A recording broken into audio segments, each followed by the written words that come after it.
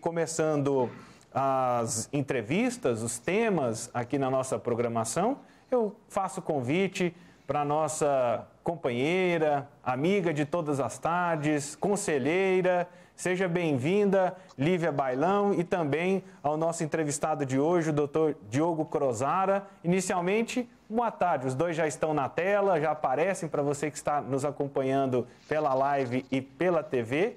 Seja bem-vinda, Lívia. Agora eu serei seu novo companheiro, seu novo parceiro. Batman e Robin. Sim, boa tarde, Vinícius, boa tarde, doutor Diogo. É uma alegria estar com você, Vinícius, sempre em tom maior, que é a proposta do Sistema Sagres, para nós estarmos aqui discutindo, debatendo, trocando, partilhando, né, as nossas angústias, as nossas alegrias em tempos de pandemia, que traz para nós um novo jeito de viver e um novo jeito de ser, né? E o Sistema Sagres, como sempre, trazendo assuntos pertinentes, relevantes. E nós, aqui todos, com o pessoal de casa, os internautas, ouvintes, telespectadores, somando esforços, somando coro, nesse momento que nos pede coragem, ânimo e alegria, como disse a dupla na nossa campanha. E conosco também o Dr. Diogo Crozara, ele que é advogado e constantemente é personagem aqui no nosso Sistema Sagres, às vezes com o seu fardamento verde, às vezes com a beca, mas sempre à disposição de nos orientar e esclarecer algumas dúvidas. Seja bem-vindo, Dr. Diogo. Boa tarde, Vinícius. Boa tarde a todos do Sistema Sagres. Hoje, um pouco mais como advogado do que propriamente com o fardamento verde do Goiás, mas sempre um prazer estar com vocês da Sagres, é um prazer estar nessa casa que tanto trabalha e tanto faz bem para a imprensa goiana, para toda a comunidade goiana já há tantos anos, que é o Sistema Sagres de Comunicação. Lívia, a pauta de hoje nós vamos falar sobre direito. E recentemente, né, no final de semana, nós acompanhamos na TV Globo reportagens, mas Folha de São Paulo, Estadão, várias reportagens apontando que muitos cidadãos têm conseguido liminares para não utilizar a máscara. Foi inclusive tema da participação do Petras ontem aqui na programação em tom maior. O que é essa liberdade de expressão, né? É tão difícil hoje a gente criar os limites, hoje o tema é esse. Certo.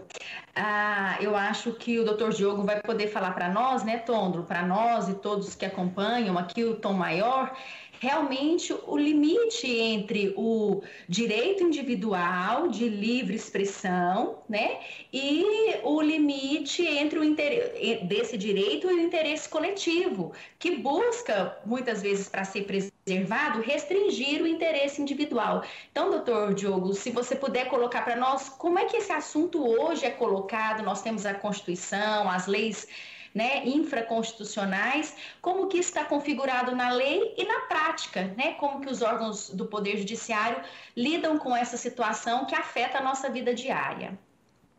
Lívia, nós tivemos nos últimos dias várias ações judiciais e desde o início dessa pandemia, uma coisa que tem chamado a atenção é que várias vezes princípios constitucionais eles estão sendo colocados em choque, eles estão em choque. Nós temos, primeiro, o direito ao trabalho, o direito individual, o direito daquele que queria trabalhar em detrimento da necessidade de uma quarentena, de um lockdown. Depois, e agora, nós temos o direito ao livre exercício do corpo, ao livre uso do seu corpo, em detrimento ao direito coletivo com relação a essa situação da máscara. O judiciário, infelizmente, porque eu digo infelizmente, porque essas matérias elas precisavam ser resolvidas de forma mais clara pelo poder público.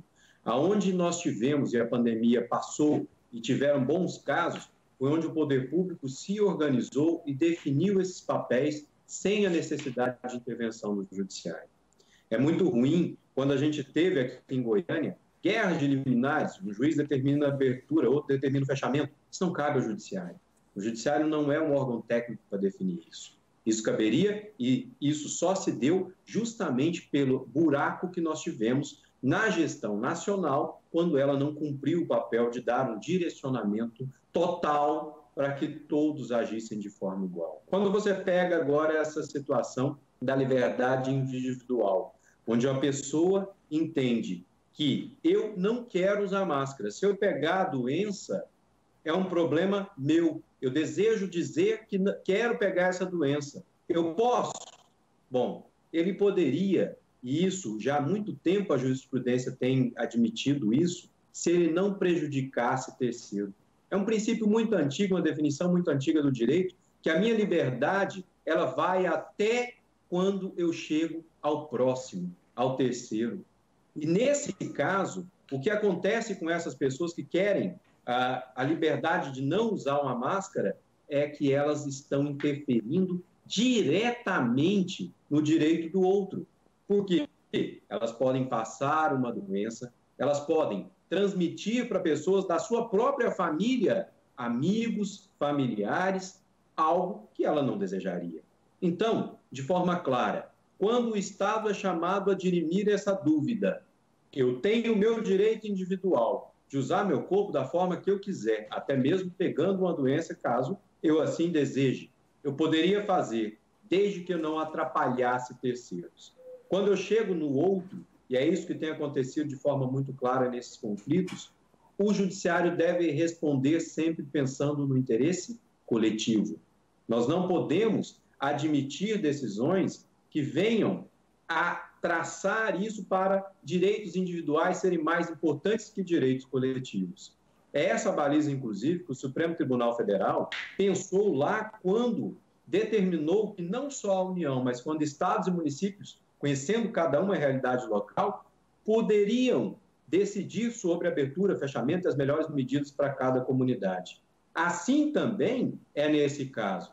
Se o poder público entende que o uso da máscara ele é necessário, não é o judiciário que vai provar e vai dizer dessa desnecessidade. Então, de forma clara, você poderia até tentar garantir o seu direito individual, mas ele não pode sobrepor ao interesse coletivo. Certo. Vinícius, eu tenho mais uma pergunta para o doutor Diogo. Temos tempo? Temos, pode ir. Tá. Então, doutor Diogo, você bem comentou sobre os direitos e garantias individuais, né? A questão do direito ao trabalho, da irredutibilidade de salários, né? Que hoje a gente está tendo medidas aí que pugnando pela redução de salário para viabilizar, inclusive, os empregos, né? Medidas emergenciais que, a princípio, feririam a Constituição, né? Dentro das garantias. Você, dentro da sua experiência como jurista, você acha que nós podemos mudar agora esse sopesamento daquilo que é direito individual,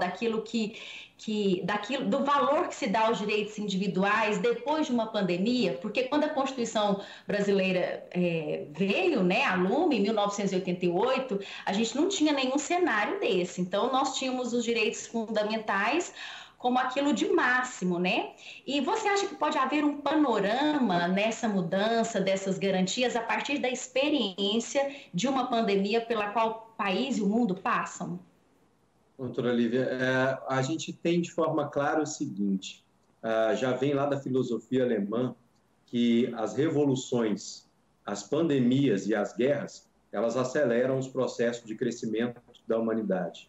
Então, algumas questões que já existiam no âmago da sociedade, elas vão acelerar com essa pandemia. E um desses pontos é justamente a questão da discussão sobre as garantias individuais na relação do trabalho. Esse é um ponto que, com certeza, vai ter que ser alterado. A gente já vinha no Brasil uma discussão a respeito disso, especialmente com a última reforma trabalhista que nós tivemos, onde o direito coletivo, e vamos lembrar que a história e o direito ele é pendular, ele é como um pêndulo, ele vai lá no extremo de liberdade para ir lá no outro extremo de restrição. A gente vinha de um processo onde o Estado tutelava o cidadão e ainda tutela em muitas partes, né? Eu trabalho muito com a parte eleitoral, a gente tem de forma clara que o Estado hoje tutela o eleitor de uma forma muito dura, não dando muita margem para os próprios candidatos fazerem contato com esse eleitor. E na relação do trabalho, em 88, nós tivemos um pêndulo lá buscando o extremo das garantias individuais. Todos os direitos individuais, ao 13º, ao salário família, previstos inclusive lá no artigo 7º da Constituição Federal. Depois, nós começamos a pensar, isso já não está muito certo, vamos diminuir essa quantidade de direitos e vamos dar mais espaço para uma negociação entre patrão e empregado, entre a relação entre as partes. E aí, essa pandemia, ela tende a pensar, olha, tem coisas que 90, 120 dias atrás eram inimagináveis. Vários pontos, quem imaginaria? Eu, particularmente, que sustento muito nos tribunais superiores, a gente via ainda com aquele distanciamento, esse negócio de fazer uma sustentação oral pelo computador. Não, era necessário estar ali na frente dos embargadores.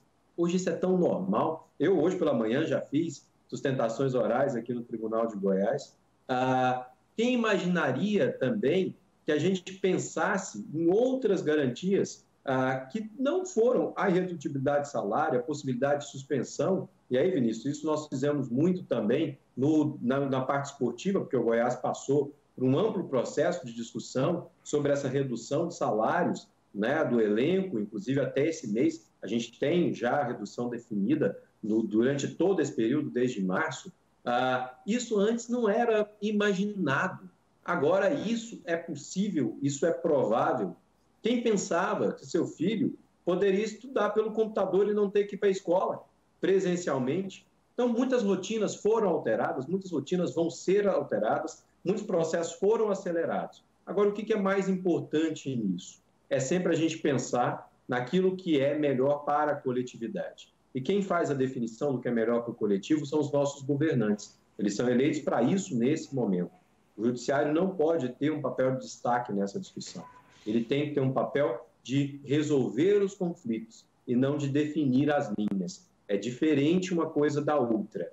A definição da linha, ela deve se dar de acordo lá com a repartição dos poderes, por quem de direito é aquele que foi eleito, né? Presidente da República, governador e os nossos 246 prefeitos em Goiás. Os conflitos é que devem vir para o judiciário.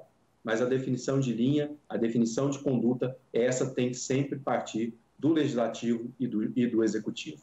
Doutor Diogo, até Lívia também, todos os nossos ouvintes, telespectadores, depois que eu tive contato com essa teoria do pêndulo, eu passei a entender muito mais a humanidade e os contextos. Porque assim, eu era meio doido na época do colégio e eu já gostava de estudar de forma sistêmica.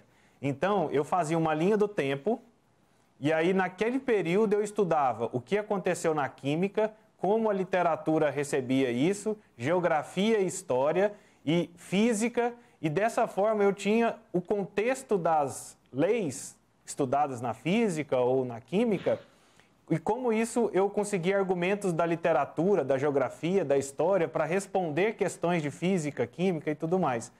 Então, assim, e esse movimento do pêndulo, ele é tão forte que às vezes parece que ele é muito maior do que nós, né? De viver esse momento ou de liberdade extrema ou de opressão extrema.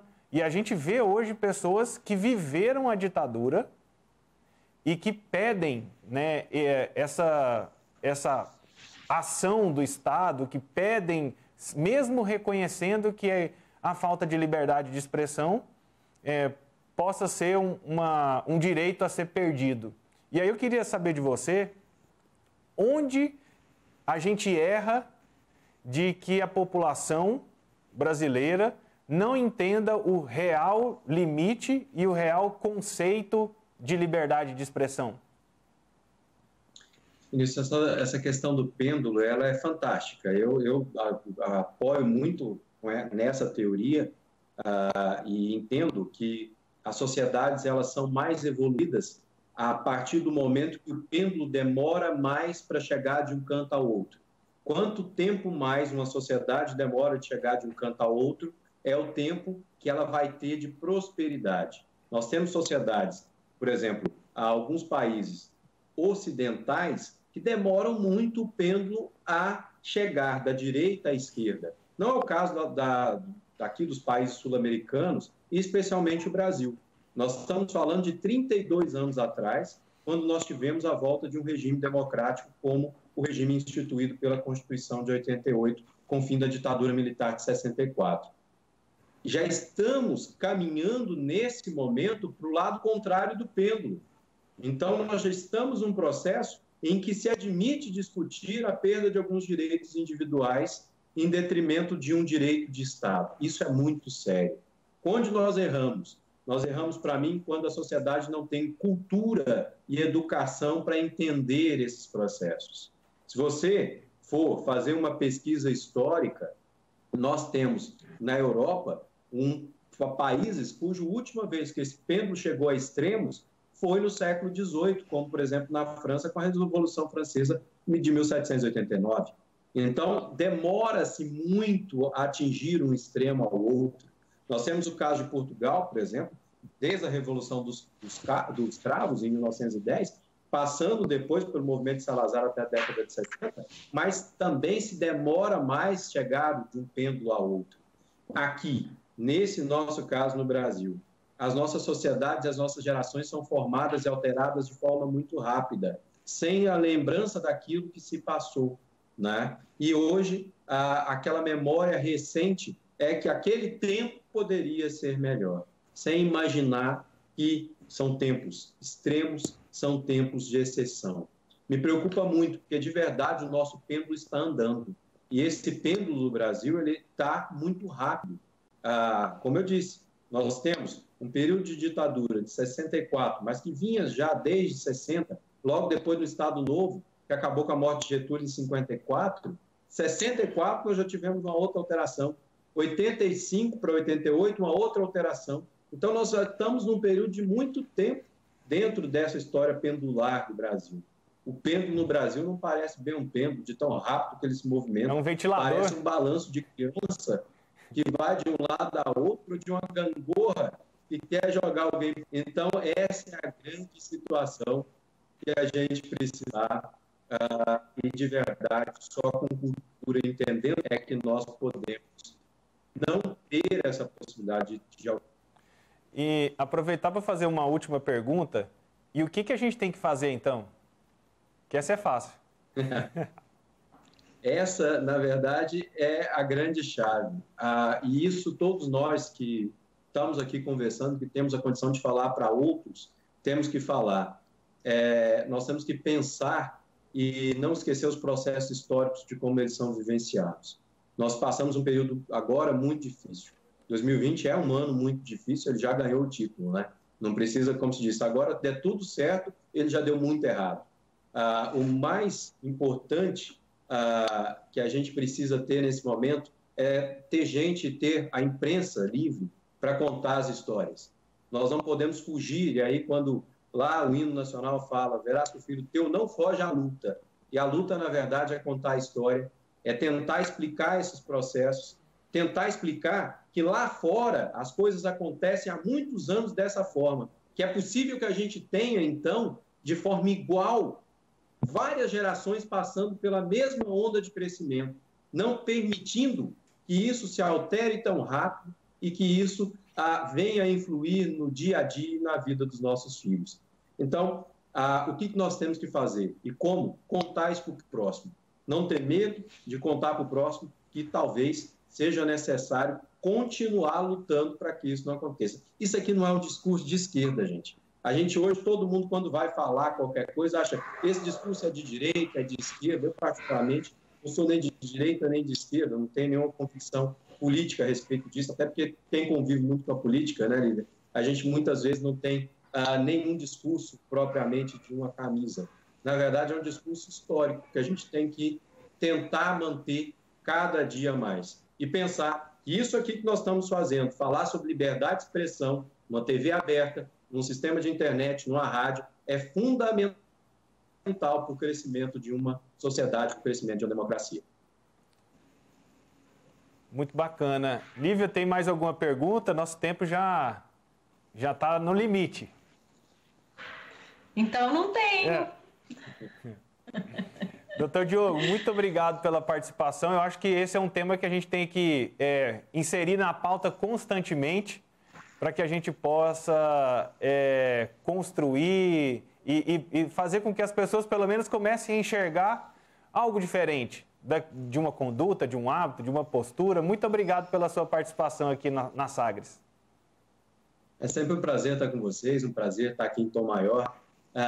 E temos agora muitas pautas sobre essa questão, né? Quer falar mais de democracia? Esse ano temos eleições, não podemos esquecer disso. 15 de novembro, primeiro turno, já alterado as datas, teremos eleições e é também um tema que faz parte de todo esse discurso, porque o momento do voto também é muito importante para todo esse processo de liberdade, né? Ele é a concepção desse processo efetivamente de liberdade, de expressão do eleitor através do seu voto. Um prazer, Vinícius, um prazer, Lívia. É sempre um prazer estar com todos vocês e com todos, agora, ouvintes e telespectadores do Sistema Sagres. Um abraço. Muito obrigado, doutor Diogo. Obrigada, um grande abraço. E é entender que a democracia, doutor Diogo, Lívia, ela não termina no voto, ela começa no voto. O voto só é o início desse processo. Muito obrigado, doutor Diogo, aqui no nosso Sistema Sagres. E eu tenho alguns minutinhos. Lívia, o que você tem de destaque hoje para o nosso Alma em Cura? Uma quinta-feira, hoje eu estava acompanhando, aniversário da minha esposa, então vou mandar um beijão para ela. Também vi que hoje é o dia de Nossa Senhora do Carmo, então eu tenho uma tia que é bastante devota por ter nascido no mesmo dia. O que nós temos de destaque hoje para o Alma em Cura? Um dia de liberdade de expressão. Bom, exatamente, Vinícius. Eu diria para você, né, que a partir de hoje estaremos juntos aqui. O Alma em Cura sempre tenta trazer uma reflexão mais voltada para a nossa liberdade interna, porque às vezes a gente se vê muito aprisionado, né, pelo outro, pelo modo de pensar, pela aprovação do outro, por aquilo que a gente espera que o outro pense de nós. E o Alma em Cura está sempre fazendo essa reflexão da minha liberdade de expressão maior, que é de mim mesma, daquilo que é a minha essência, daquilo que é a minha verdade. E aí hoje nós vamos falar de um assunto que são as nossas tarefas inacabadas.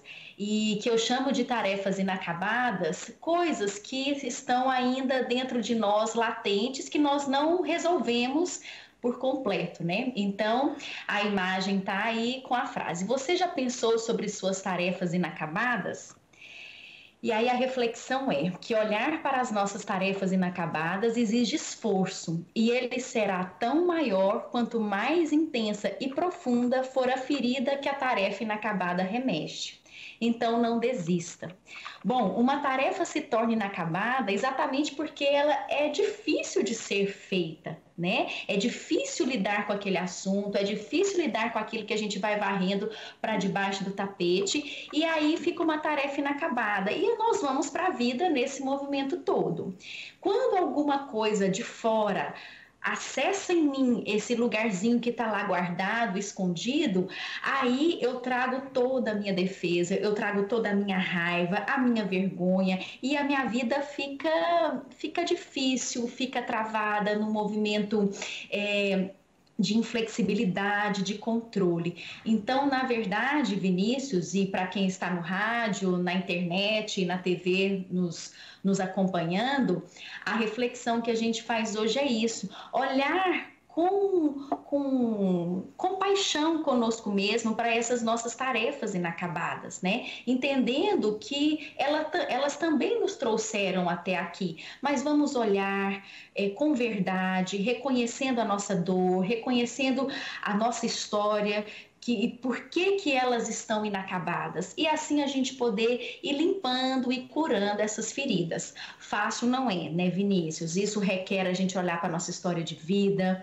para as nossas dores, para aquilo que nos faltou, concordar com tudo isso, reconciliar com tudo isso. Só assim a gente vai acabando as nossas tarefas, mas não é quando assim eu acabo a tarefa, estou pronta. Não, acabar uma tarefa é reconciliar com a dor, é reconciliar com a ferida, com a tarefa inacabada, de modo que assim ela se torne acabada. E aí, quando as pessoas falam, quando as pessoas criticam, quando as pessoas julgam, eu não me afeto tanto, porque eu estou em mim, eu estou com as minhas tarefas acabadas.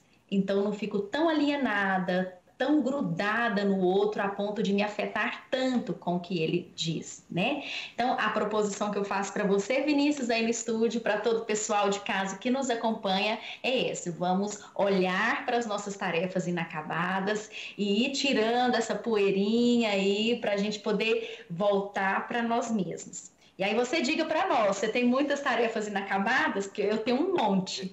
Eu tenho muitas, viu, Lívia? Eu reconheço que... E elas...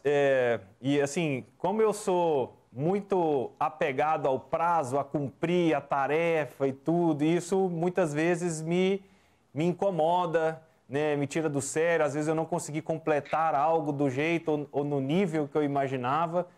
Mas, ouvindo essa frase, essa reflexão que você trouxe, ela também nos impõe assim, olha, não terminei naquele momento, porque talvez eu não estava amadurecido, não estava preparado e eu precisava viver outras coisas para que eu pudesse concluir aquela tarefa.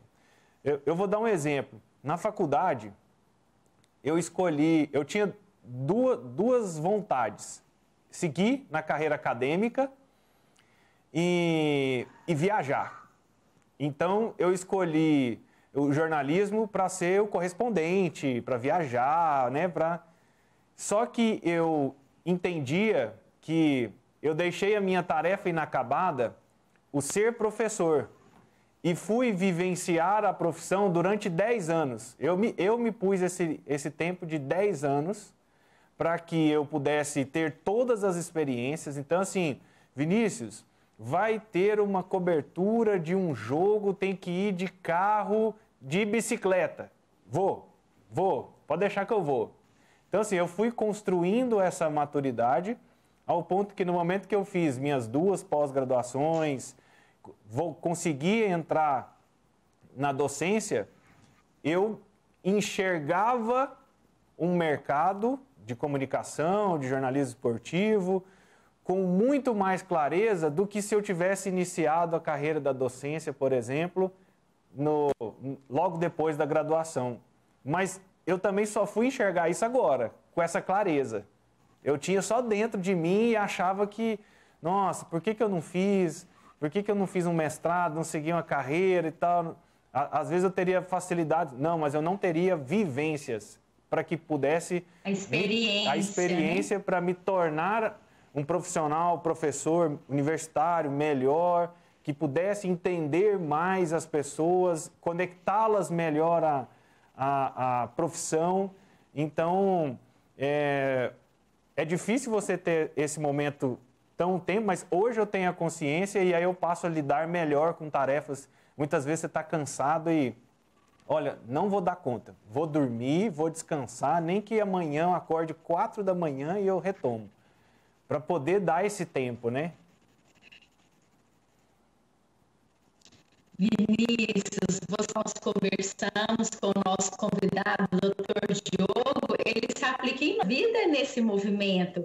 Então, a gente se abrir para isso, não se angustiar tanto, não se cobrar, confiar na força das coisas e seguir a nossa intuição, seguir o nosso coração com respeito ao próximo, assumindo as nossas responsabilidades, mas sem aquele chicote que a gente fica aqui atrás, só nos chicoteando, nos criticando, nos julgando. Então, a proposição, né, que o Homem Cura faz para os nossos ouvintes, telespectadores, internautas é essa, e que o momento hoje que nós vivemos de pandemia nos pede muito para que a gente olhe para isso e que a gente agora tem tempo, né? A gente está ficando mais conosco mesmos, então isso aí está decantando, essas nossas tarefas inacabadas estão vindo à tona para a gente olhar com verdade, com carinho conosco mesmos e aproveitarmos essa grande oportunidade. Muito obrigado pela reflexão de hoje, Lívia.